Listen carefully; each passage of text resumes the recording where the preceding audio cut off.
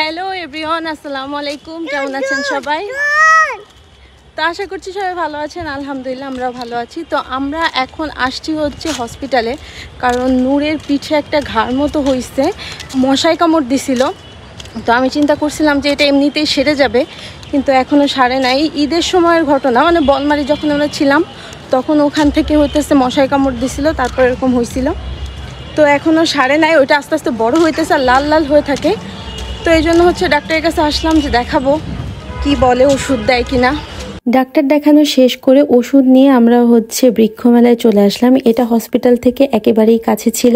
তো এখানে হচ্ছে আমরা সব ধরনের গাছগুলা ঘুরে ঘুরে দেখতেছিলাম, আর মুস্কানের অনেক ভালো লাগতেছিল, কারণ মুস্কানই আমাকে বলছে যে এখানে বৃক্ষ মেলা হচ্ছে, আমি জানতাম না। ওর স্কুলে যাওয়ার পথে হইতেছে এটা বাধে। ও যখন বৃহস্পতিবার দিন স্কুলে গিয়েছিল তখন হচ্ছে ও দেখছিল, তো আমাকে বলতে পারে নাই। তো আজকে হুট করে যখন এই রাস্তায় আসছে তখন ও বলছে, মামা মা একটু সামনে চলো, এখানে বৃক্ষ মেলা হইতেছে। তো তারপর একটু সামনে আগায় এসে দেখলাম যে আসলে বৃক্ষ মেলা হইতেছে। তো এত সুন্দর সুন্দর গাছ, প্রকৃতি দেখে এমনিতেই মন ভালো হয়ে যায়। তো সবগুলো ফুল আমরা ছুঁয়ে ছুঁয়ে দেখতেছিলাম।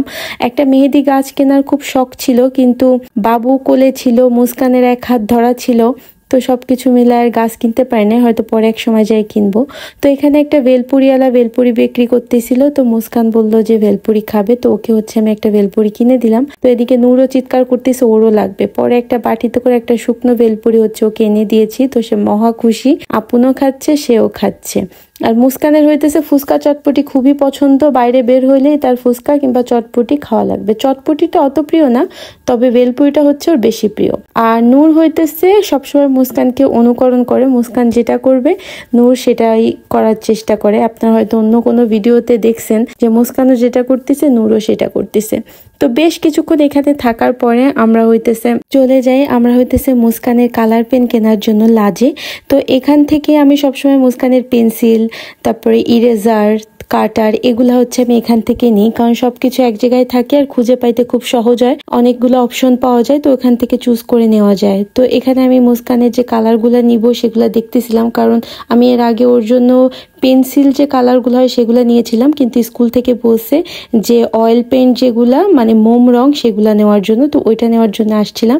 আর এখানে মুস্কান হইতেছে একটা মার্কার পেন নিয়ে মানে বলতেছে এটা নিবে। তো আমি বললাম যে একটা নাও, কিন্তু সে বক্স ধরে নেবে। পরে অনেক বোঝায় বলার পরে হচ্ছে একটা পেন নিছে। আর এখানে হচ্ছে নূর আর মুস্কান নিজের মতোই ঘুরে ঘুরে তারা সবকিছু দেখতেছিল। মার্কেটে হচ্ছে এই ফ্যাসিলিটিসটা পাওয়া যায় না, যেটা কিনা শপিং মলে পাওয়া যায়।